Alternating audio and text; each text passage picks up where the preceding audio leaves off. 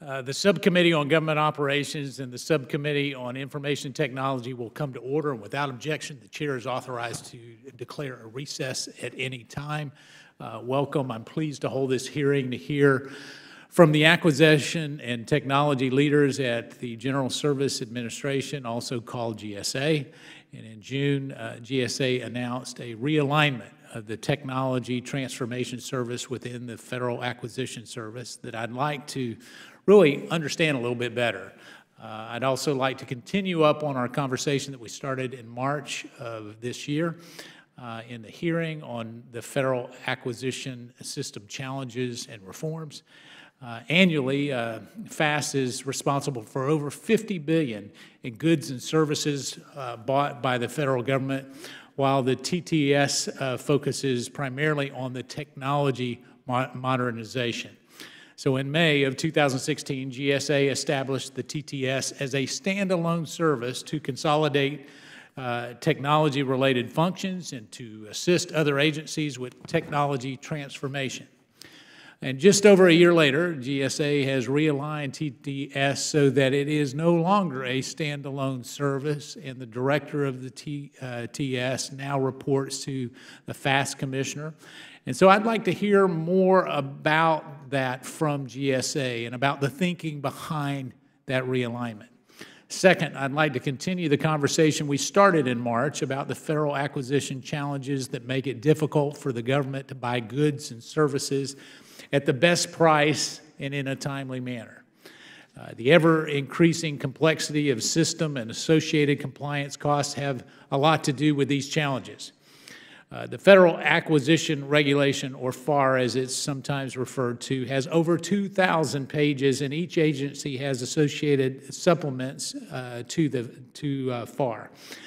Like GSA, which has the General Service Acquisition Regulations, we understand that these complex compliance issues make it very problematic. And so I'm looking forward to hear how we overcome those compliance costs. But let me just highlight one area, because there's some indication that the compliance cost alone costs over $4 billion annually. Now, the cost of this complexity is actually passed through in terms of higher costs for the customer. In fact, GSA's own IG found that 75% of the top-selling products on the GSA IT schedule actually could be bought 13% lower on the open market than the lowest price on the schedule. Now, you would think if we're buying in bulk and buying in volume that we would get the best prices, and yet that's not what it shows. The big $473 billion FY 2016 contracting spending question is, what do we do about these challenges? How do we fix it? So in January, the administration issued an executive order on reducing regulation and controlling regulatory costs, which presents an opportunity to reduce some of this complexity in federal acquisitions. And in May, I dropped a bill that would actually codify this executive order, which I invite all of my colleagues to join. Clearly, this is an issue that both Congress and the administration is focused on. Since GSA is a member of the rulemaking body for the FAR Council, and as a leader of several large acquisition programs, they should seize the opportunity. Finally, a word about a specific acquisition reform proposal. Our committee has been working with Chairman Thornberry on the online marketplace proposal and the National Defense Authorization Act.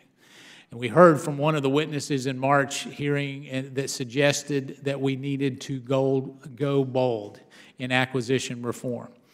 This proposal actually would meet that requirement. And under this proposal, GSA would be directed to establish a program to buy commercial products by contracting with several online marketplace providers. These marketplaces would provide a rapid point-and-click transaction, dynamic pricing, and delivery of goods under a standard commercial terms and condition. So in order to inform a continued consideration for this proposal, I'd be interested in hearing what the GSA thinks on this particular proposal, given their significant role in potentially implementing it. I'd like to thank each of you for being here today, for the witnesses, and I look forward to hearing your testimony. And with that, I'll recognize my good friend and the ranking member from the gentleman from Virginia, Mr. Conley. Thank you so much, Mr. Chairman, and thanks for calling today's hearing on the General Services Administration recent reorganizations. GSA's Federal Acquisition Service plays an important role in federal procurement policy, procuring government-wide solutions to products such as telecommunications, goods and services, and technology. In past administrations, both Republican and Democratic, the Federal Acquisition Service has been led by career civil servants to ensure that political considerations were not involved in the federal acquisition process. It's important that taxpayers know that when the federal government spends money on things from office supplies to information technology, the contract is negotiated on a nonpartisan basis in the best interest, hopefully, of the taxpayer. GSA also plays an important role in implementing the Federal Risk and Authorization Management Program, which standardizes the way the government is to conduct security authorization for cloud products and services. Over the past year and a half, after numerous concerns expressed by this committee and by the private sector, I convened a FedRAMP stakeholders meeting to discuss FedRAMP's shortcomings, including costly and delayed certifications. Fortunately, those efforts, along with the work of the Program Management Office, have actually resulted in significant progress over the last year and a half. FedRAMP Ready, FedRAMP Connect, and FedRAMP Accelerated are helping to streamline and speed up the certification process. That process had been allowed to stretch out to as much as 2 years and multi-millions of dollars in expenditures for applicants. That was not the intent of FedRAMP. We've made progress so that that's now down for most applicants to 4 months, although I met with one this week that is on its 3rd year and counting. So we still have progress to make, but I do applaud GSA for finally taking this issue seriously and making progress. GSA recently announced a reorganization effort that included changing the Commissioner of the Federal Acquisition Service from a career position to a political appointment for the first time. GSA told committee staff in a bipartisan briefing this change came from the White House itself. This would raise concerns in any administration, but for me, it's downright frightening in this administration. President Trump has the ability to fire the FAS commissioner at the same time that he has pending business at GSA, existing contracts with other agencies, and continues to receive income from other federal investments with his business partners. This is a recipe for abuse of power and certainly conflict of interest, especially under a president who has no qualms about firing lead law enforcement officers investigating his own campaign and senior White House officials. I want to be clear, Mr. Thomas, and not just because you're my constituent. I am in no way questioning your personal integrity. This is not about you personally. It's about ensuring that you and any commissioner who follows is protected from the political process. The GSA reorganization also consolidated the Technology Transformation Service into the Federal Acquisition Service. GSA told committee staff that the rationale for this change was to make it easier to fund GSA's 18F program using the Acquisition Service Fund. It was precisely GSA's use of that revolving fund, however, that the Office of Special Counsel just notified President Trump, resulting in, quote, gross mismanagement. OSC's notification followed disclosures from former Commissioner of FAS Tom Sharp to GSA's Inspector General and OSC regarding mismanagement and violations of law relating to the funding of 18F. However, moving TTS into the Federal Acquisition Service does very little to address the management challenges facing the Technology Transformation Service and 18F that have been identified by the GSA Office of Inspector General. These issues range from disregarding GSA IT security policies for operating and obtaining information technology to 18F's mounting financial losses. Acting Special Counsel Adam Miles wrote in a July 5, 2017 letter to President Trump, and I quote, "Without additional details on improved management controls, the realignment does not address Mr. Sharp's broader, substantiated concerns about mismanagement and his related questions about whether the taxpayers are receiving a solid benefit from this program." Unfortunately, my confidence in GSA has eroded further. A series of actions have called the agency's judgment and independence into question. GSA has resisted oversight and stonewalled members of this committee and other committees in Congress, and I'm disappointed that GSA has still not responded to inquiries from members of this committee regarding its position on President Trump's lease of the old post office building. Prior to President Trump taking office, GSA expressed concern about whether his ownership interests would violate a clause in the lease that prohibits an elected official explicitly from holding an interest in the lease. GSA urged the President to fully divest his financial interests in the old post office lease at that time.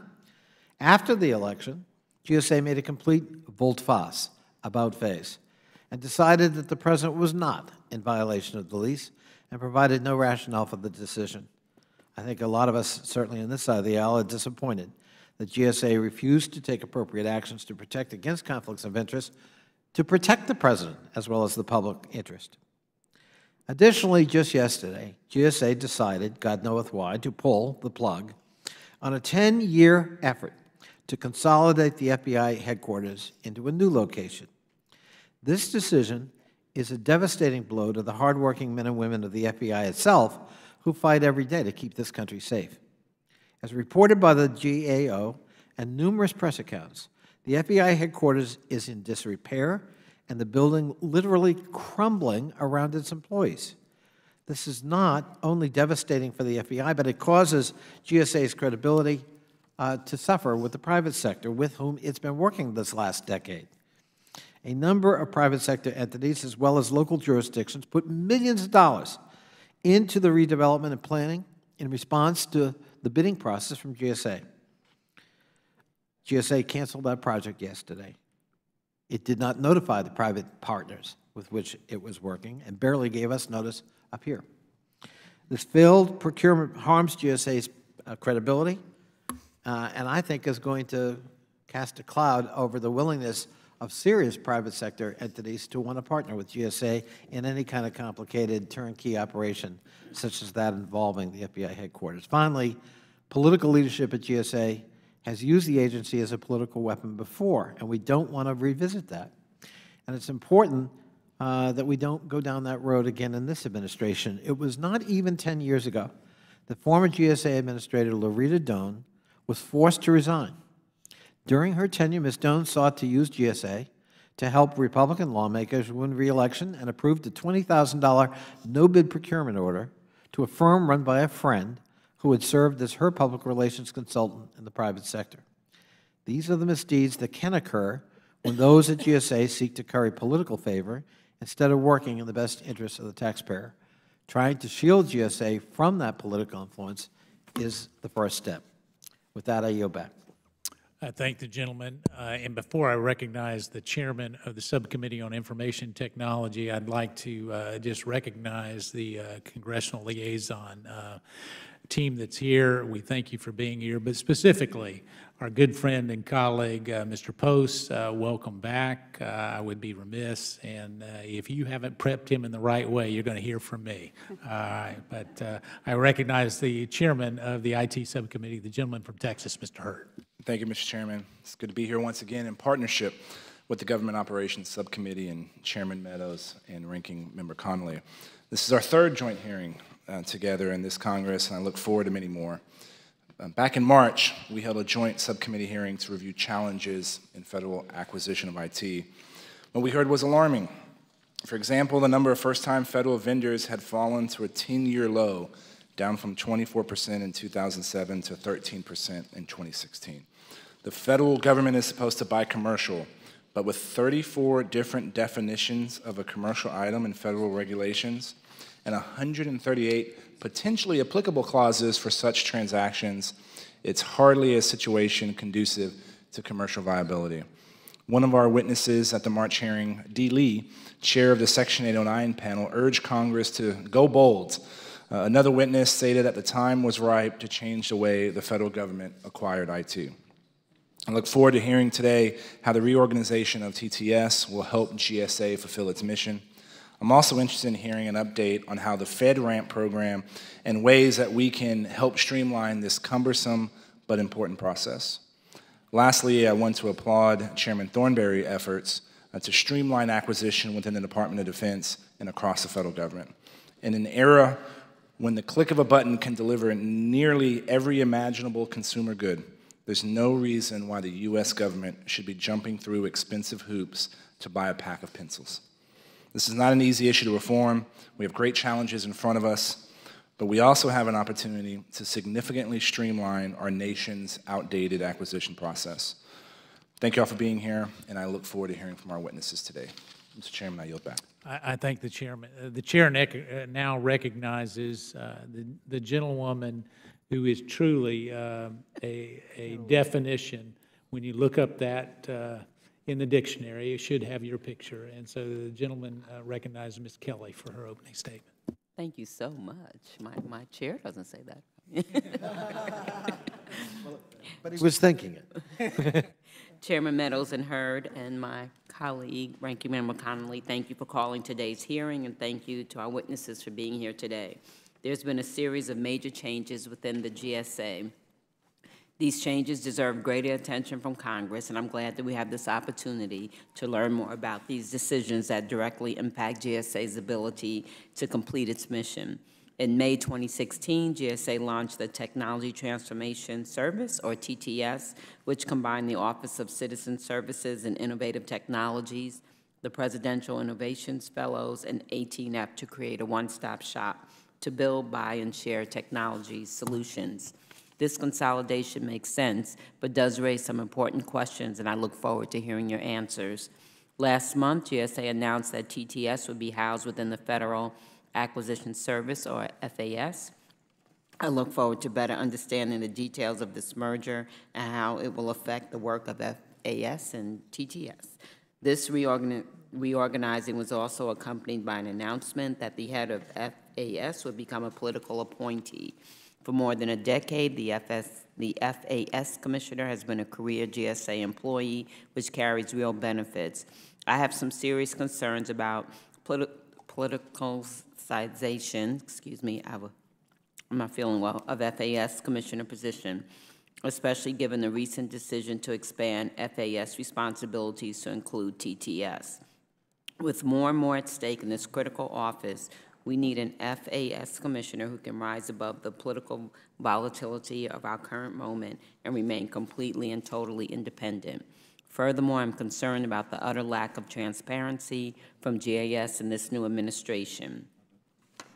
In December, following the 2016 presidential election, members of the Oversight Committee sent a request pursuant to the 7-member rule to GSS. For those unfamiliar with the 7-member rule, it requires an executive branch agency to provide any requested information by any 7 members of the Oversight Committee.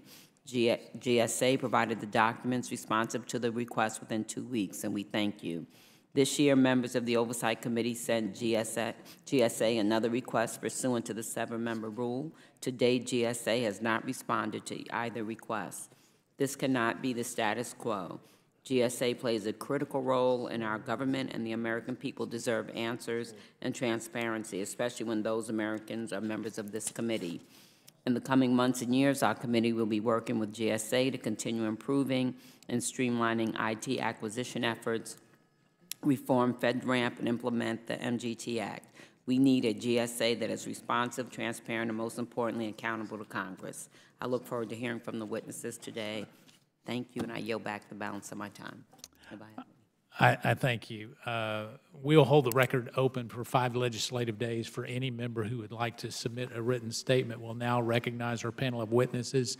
They have just called votes, and so what we're going to do is we're going to do our best to get both of you to do your opening testimony where you can get that out of the way, and then we'll take a recess for the question and answer portion. But I'm pleased to welcome Mr. Alan Thomas, Commissioner of the Federal Acquisition Service for the GSA, and Mr. Rob Cook, Deputy Commissioner and Director of Technology Transformation Services at GSA. We welcome you both. Pursuant to committee rules, all witnesses will be sworn in before they testify, so if you'll please rise and raise your right hand. Do you solemnly swear or affirm that the testimony you're about to give will be the truth, the whole truth, and nothing but the truth? All right, thank you. Please be seated and let the record reflect that all witnesses answered in the affirmative, again, in order to allow time for questions and answers and hopefully to get us back through this. If you'll limit your oral testimony to 5 minutes, but we'll provide your entire written statement in the record. So, Mr. Thomas, you're now recognized. Thank you, Mr. Chairman. Good afternoon, Chairman Meadows and Chairman Hurd, ranking members Connolly and Kelly, and members of the Government Operations and Information Technology subcommittees. Thank you for the opportunity to come before you today and discuss the U.S. General Services Administration's Federal Acquisition Service. I'm honored to be here today for the first time as Commissioner of the Federal Acquisition Service, or FAS, as we call it, as today marks my 12th day on the job. Considering my new tenure at the helm of FAS, I will start by giving you a brief overview of who I am and the perspective I will bring to the role of Commissioner. I come to GSA as an outsider, but with a perspective informed through multiple interactions with the agency through different roles throughout my career. For example, I've led a technology startup and accessing the federal marketplace using IT Schedule 70 and built a $7 million business line using that access. I've participated as a consultant in the merging of the Federal Supply Service and the Federal Technology Service. I've served as a federal employee and used a GSA-managed multiple award schedule contract to acquire professional services in support of an R&D program in my portfolio. Finally, I've managed a rapidly growing business unit for one of the most successful Alliance small business prime contract holders. These roles have shown me GSA from the viewpoint of a startup company, an established small business, and that of a federal employee. As Commissioner, I aim to keep all these perspectives in mind as GSA's impact on federal acquisition is wide and deep. My philosophy and approach for combining the mission and resources of TTS and FAS is to first listen intently, starting with the internal GSA team and our customers, then widening to encompass our industry partners and external stakeholders. I want to ensure that we are providing the best possible products and services to our customers and delivering value for the American taxpayer. Observing FAS from my vantage point as an outsider will provide valuable insight into how we achieve our goals. When meeting with programs, I've been asking 3 simple questions. What's most important to keep? What's most important to change? And what are the obstacles to change? Second, I'm going to utilize key members of the existing team, including my colleague and partner, Rob Cook, the Technology Transformation Services Deputy Commissioner, whom you'll be hearing from shortly, and the rest of our senior team at GSA to better understand the organization's culture. The only expectation I bring is that our culture is compatible with my core values of honesty, courage, and graciousness. Third, I'm going to strive to be a leader without presumption, who's transparent in my interactions with staff, customers, industry, and stakeholders. I've played or coached team sports all my life, and I know the only way we're going to accomplish ambitious goals is if we all understand and play our roles, trust each other to find common ground, and build an organization with shared purpose. President Truman said it best when he stated, "It's amazing what you can accomplish when you don't care who gets the credit." So as I delve deeper into my role in FAS over the next few months, my focus is going to be on execution and performance. I'm confident that we'll build a high-performing team that executes on our objectives and delivers results for the American people. Before I close, I want to tell you that in my short time at GSA, I'm excited about what I see, and I'm optimistic about what we can accomplish because we have great people. I look forward to working in partnership with this committee to execute an ambitious government reform agenda laid out by the administration and implement innovative legislation such as the Modernizing Government Technology Act, the Value-Based Procurement Bill, and the National Defense Authorization Act. There is still a lot more work that needs to be done, but I'm confident that together we're going to make a lasting impact delivering value for the American taxpayer. Thank you for the opportunity to come here today, and I look forward to answering your questions about how best to encourage innovation and reform. Thank you, Mr. Thomas. Actually, you get an A for your opening statement on 12 days. Anybody who comes in under 5 minutes certainly gets an A from everybody up here on our committee. The second part is Truman quote. It's my favorite quote of all time, so you get an A+. Shorter is better, Mr. Yeah, Chairman. amen. Mr. Cook, you've got a high bar to accomplish here. You're recognized. I'm nervous, all right. Thank you, Chairman Meadows, Chairman Hurd, Ranking Members Connolly and Kelly. I really appreciate the opportunity to come here and talk to you about technology. I like doing that. And everyone here is familiar with the problems facing federal IT. We have too many legacy systems. Systems are insecure, they're expensive to maintain, and our technology projects are frequently over budget, behind schedule, and don't really deliver even at that on what they promised. So there seems to be a broad agreement on the problem. The question is, what do we do about it? Fortunately, there have also been a number of government successes in technology recently, and we now know what works inside government to approach this. And it's a combination of 3 factors. It's getting the right talent, it's the partners, and process. So let me talk about each of those. First, on talent, we'll never solve the problem unless we've got great top tech talent inside government. We've learned that some great people in technology will come to government as career feds, but a lot more have private sector careers. And they don't necessarily want a lifetime career in government, but they're happy to come serve for a tour of duty. This gives us a bigger pool of applicants, and it gives a constant refresh of talent from the front lines because technology is constantly changing. And let me note that having tech talent inside the government does not change the fact that most of the work is going to be done in the private sector. What this does is to give government the savvy it needs to be a good partner with the private sector. So to plan well, to make good decisions, to manage projects, to be a better buyer. So the second factor after talent is partners. The talent that's been missing is a key ingredient, but it's just an ingredient. We cannot move the needle in government without people and partners inside government who know government well. And that includes in the agencies, in GSA, in OMB. And the third is the process. This old so-called waterfall approach was to plan everything out in advance, but technology's just gotten too complex for that, and that process just doesn't work anymore. What's needed instead is an iterative planning approach. So you build a bit, get feedback from people who are actually going to use it, and course correct, and build a bit more.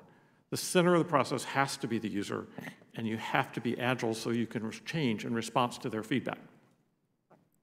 So we know this combination of talent, partners, and process works. An example is the implementation of the Data Act. 18F partnered with Treasury, and we took an iterative, user-centric, agile approach. Vendors did most of the work, but we were clear about what we needed them to build. We managed the process well, and we were good partners. The result was a successful project that was delivered on time and under budget. That, I hear, is not the norm in government, but it should be. So government technology has its challenges, but we know how to address them. The chance to help in this cause is the reason people come to TTS. It's why I came here last fall after a long career in the private sector. It won't be easy, but this is a moment in time when we can actually do it. And there's several reasons that I say that, and I'm hopeful. First, there are these recent successes that we've had that show us how to do it. Second, for TTS, our recent merger with the Federal Acquisition Service gives us flexibilities and structural support we need to do the part that we're intended to play. Third, FITARA has given CIOs authority and encouraged this incremental development practices. And fourth, the Modernizing Government Technology Act provides vital financial support, and it addresses the single-year funding limitation, which has been such a barrier to fixing the IT problem. This act is a strong and practical indication that we're serious about this. And finally, the strong bipartisan support we've seen for this endeavor is crucial. I have found it very moving and encouraging. It reinforces the fact that this work is just plain good for the country. This country of ours has largely led the technology revolution that's changing almost every aspect of our economy and society. This government of ours should not be lagging behind. It should be leading the way in using technology to provide better service, more efficiency, and more transparency for taxpayers. So we at TDS are excited by the opportunity before us and grateful to be part of the effort, and we're looking forward to working with agencies, with industry, and with Congress in this undertaking. Thank you. Thank you, Mr. Cook. We will go ahead at this point, just from a planning standpoint, we're going to declare a recess, but no more than 15 minutes before we probably call back in, so you can go wherever you want to go for 15 minutes. So the subcommittee stand in recess subject to the call of the chair.